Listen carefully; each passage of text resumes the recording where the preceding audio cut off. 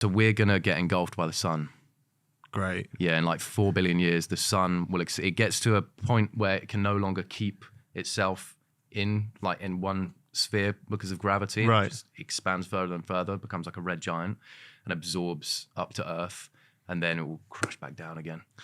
Fucking hell, that's bleak, isn't it? What's the point of this then? Well, 4 billion years. Yeah, but We've why got are a we... while, yeah. You end up in this like existential crisis when you do think about space, you're like, what is the point in anything we're doing? Yeah. Because like we are just on a planet. Yeah. Like, what is the point in anything?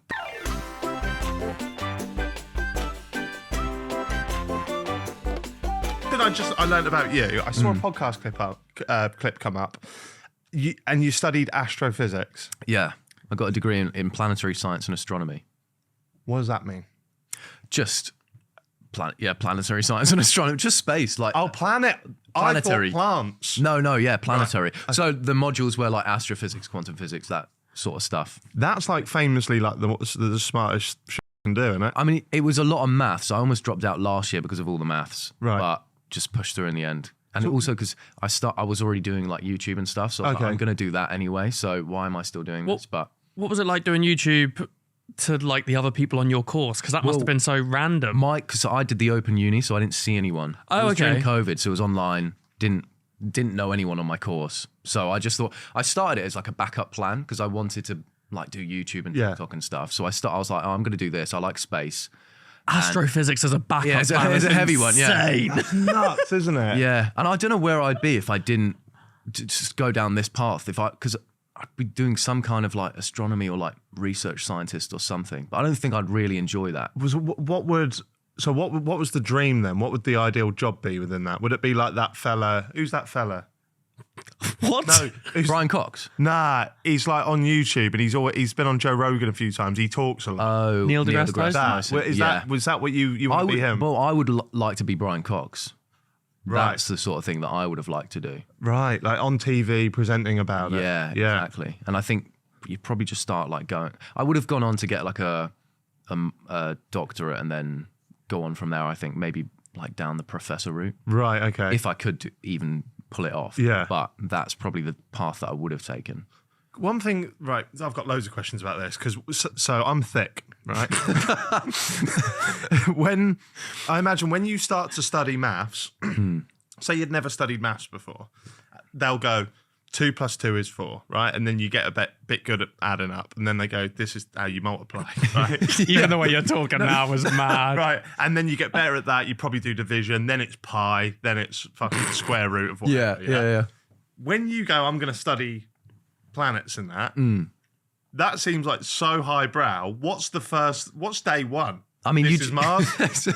You do like physics equations is mainly the thing. Like you work out the velocity planets are moving and stuff like that. How can you work that out? Especially doing open university at home. You just Google it. No, they teach you how to do it. They'll give you I think the main thing is like, and you always have access to it in the exams. They give you the equations that you need. You just need to know how to use them and how to rearrange them to get certain things. And it's like a lot of it I've forgotten now, but they'll teach you the like structure of what you need to know so you can apply it to any situation. Okay. Sort of thing. So it's very mathematical. Yeah, and that's why I almost dropped out because like I'm good at math, but I'm not great at math. You know how some people are born and they're just like really good at math. Yeah. It took a lot of like I need to learn this equation and learn how to do this to get to a good level at that. Right. Wow, it's smart, isn't it? That's all he takes away from. Smart. Yeah, he's handsome, he's funny, he's smart. You're annoying. Thank you. Thank you. So tell me a fact about planets. That'll blow my mind. Broad thing ever. Yeah. A fact about planets that'll blow your mind. It ain't gonna take much. Okay. All right. The one that I find is most interesting because I like the whole like exoplanets things, which is just planets that aren't in our solar system; they're in other stellar systems. Okay. Do they all have names in that then? We do name them. Right. Usually, they're named after the star, and then you just put B on the end for the first planet in the system, then C, and so on and so forth. Oh, right. Okay. But the way our solar system is arranged with terrestrial planets first, so they're all rocky up to Mars, and then you get to the gas giants, which you've got Jupiter, Saturn, all of those. They're all gas, so they're just mostly gas. You can't land on them. Oh, they've got a core, but it's just all like helium and hydrogen. Right, so it's just completely like that. Most stellar systems that you look at, the gas giants are closer to their sun, whereas in our solar system, they're the furthest away from the sun. So it's kind of a unique difference that our solar system has. There are solar systems like ours, but the gas giants are closest to the sun, and then you get the terrestrial ones further out. So at some point, Jupiter has moved from close to the sun outwards for some reason, and same with all the gas giants. Has Earth moved? Yeah, everything's moved over time. Because there's that myth, I imagine it's a myth online, that if we were like, I don't know, something trivial, like 10 centimeters closer to the sun, we'd all burn. Yeah, I mean, I don't know the exact distance, but we're in like, they call it a Goldilocks zone, where water can exist in liquid state. Right, oh. Depending on how far you are away from your sun and how big it is and stuff. So if we were out of that Goldilocks zone, like Mars isn't in the Goldilocks zone, neither is Venus, you just wouldn't have life. Water would just turn to gas or something? Or? Yeah, if you're close enough, water turns into gas, or it freezes if you're further away. Fucking hell. Yeah. Jeez. So these gas planets, so did you say what ones are the gas planets, like the big boys that we know? All the big ones, yeah. Jupiter, Saturn, Uranus, Neptune. I just imagined you could just stand on them. No, you can't. No, you can't.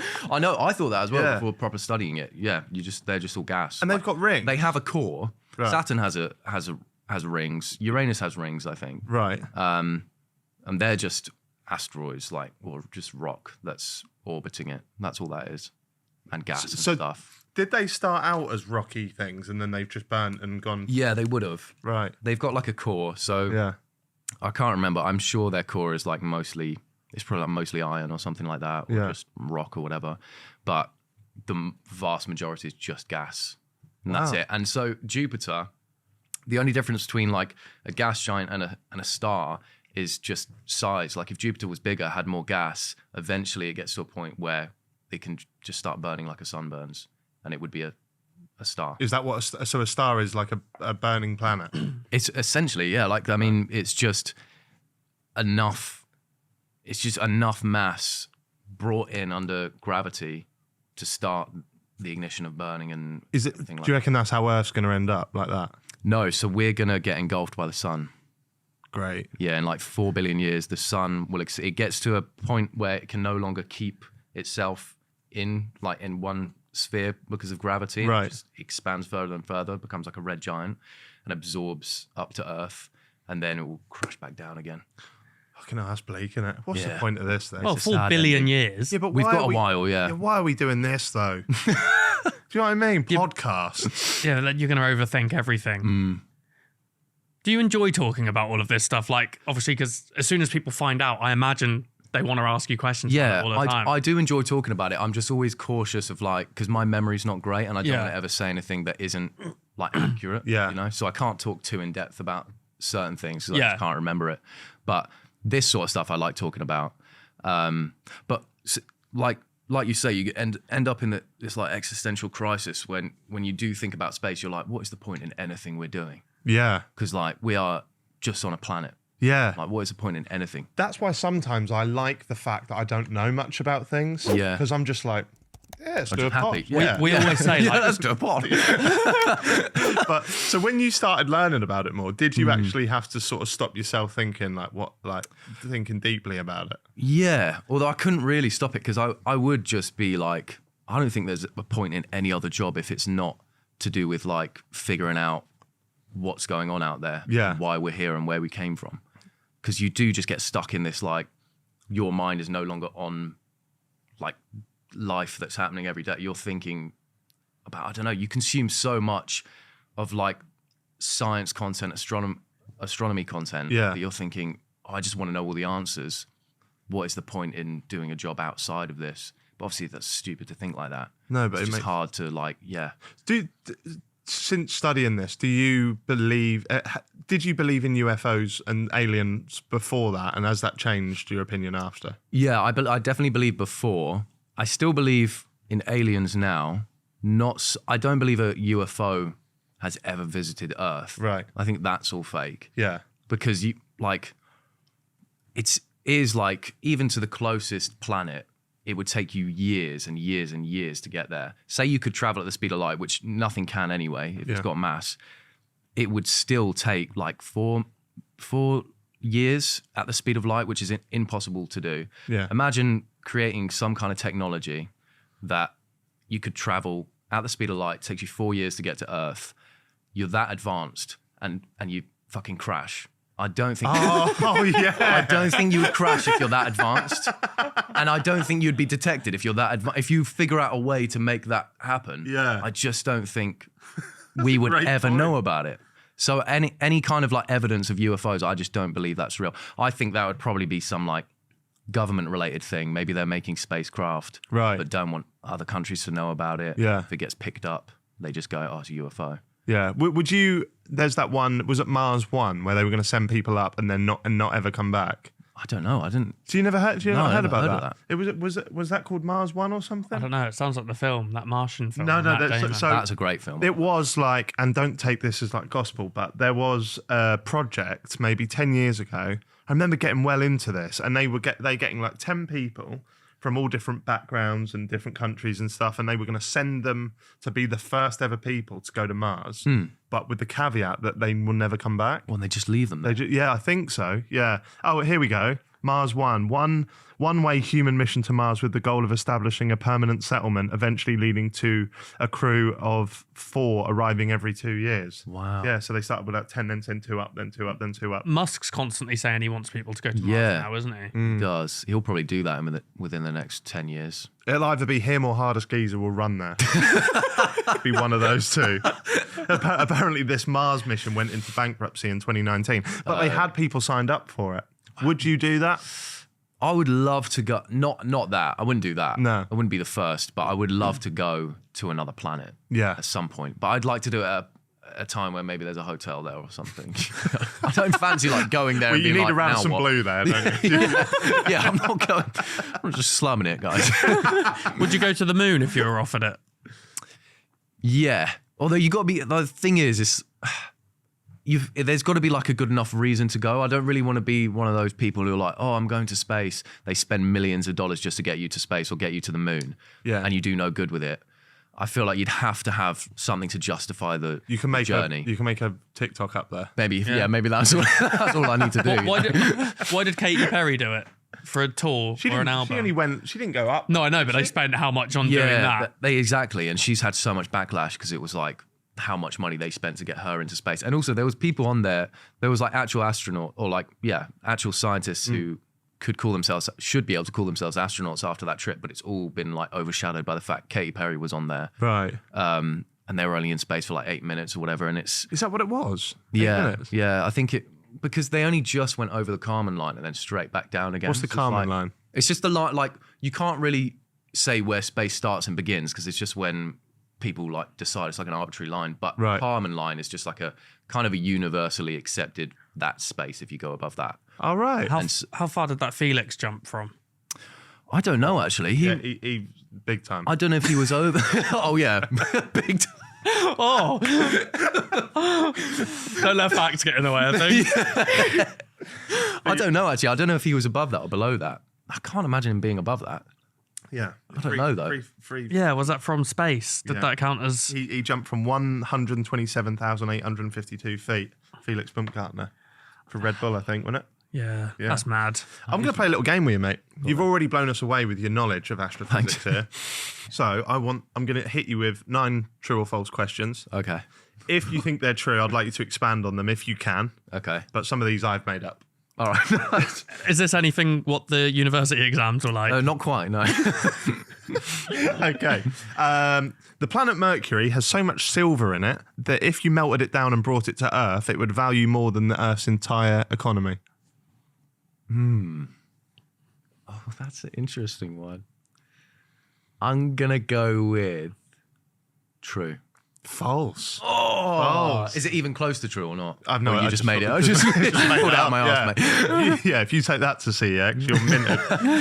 A teaspoon of a neutron star weighs as much as a mountain range. No, I think it weighs more. So I'm going to say false. Well, you're kind of. It says on here true, but I see what you're doing. You're saying it weighs more rather than going, oh, it can't weigh that much. So you kind of are right.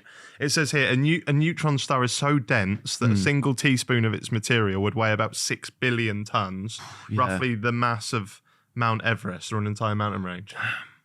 A teaspoon of a star. Yeah. But what's that neutron look star. like then? It would just look like a neutron star is just it's at the end of its life, like a supermassive star will either go supernova, Right. and then either become a black hole or a neutron star or something. And a neutron star is just neutrons going around keeping it alive. You just wouldn't see it. I don't think you'd see like electromagnetic radiation coming off it, but it's not like something that you can really see. Fucking hell, that's mental, isn't it? So I'd say you're correct. On that. I'd say you're correct. Right, 1 out of 2. Your voice would sound extremely slow motion in space. False. False. Made it up. Made it up. There is a planet made entirely of diamonds. Oh, I saw an article about a planet that rains diamonds. I don't know if that's. I'm gonna say false. True. Is it true? Yeah. It says PSR J17191438b, a planet. Just call it like Loopy or something. Why loopy? Loopy. What is loopy? So specific that you Why have you really gone want there? it to be Yeah. called loopy. I don't know, Jupiter, Pluto. They're all like Okay. loopy. Like, all right. Yeah. Yeah. They're all loopy. All right. Obviously. Try and make up a planet name now. Go on the spot. Go. See, he's stalling. Can't. Kanjar. Ooh. Give me a planet name. Good. What? Not English. Ugh. Yeah, it wasn't named by us. Oh, fair enough. Yeah. Fair enough. I can't dispute that. Yeah, you can't. Well, so that planet there, it's a big code, is a planet orbiting a pulsar 4,000 light years away. It's likely composed largely of crystalline carbon, essentially a giant diamond. Yeah, mad. Valuable little thing. Yeah, big thing. A star's corpse can outshine a galaxy. Corpse. Yeah, True. it is true. Yeah. What does that mean? So that's the supernova remnant. It can just be brighter than a whole galaxy, like a supernova. Oh, Wow. you see it now outshine a galaxy. Like even if a big star went supernova in the Milky Way, you'd see it would light up. You'd see it, bang. Really? Yeah. It's fascinating. Yeah. The climate and humidity found on Mars is most closely matched to the country of Morocco. False. Yeah, made that. Black holes can sing. Oh, true. Yeah. Yeah. Can you tell us a bit about that? I think that's because you can hear do they emit the radio waves and you can like just tone it down to hear it? Pretty much. Yeah. When black holes merge, they produce gravitational waves, ripples in space-time. These waves, detected by LIGO, can be translated into sound-like frequencies, creating eerie chirps that let us hear cosmic events billions of light years away. 2 more. Most of the universe is invisible. True. Correct. And then finally, on Saturn, the native language is Spanish. That's true as well. That's got to be true. That's got to be true. It's like the Spaniards on Saturn. Yeah. Wow. Yeah, you impress me. My knowledge isn't that great though. No, but just any knowledge impresses me. I'm easy though.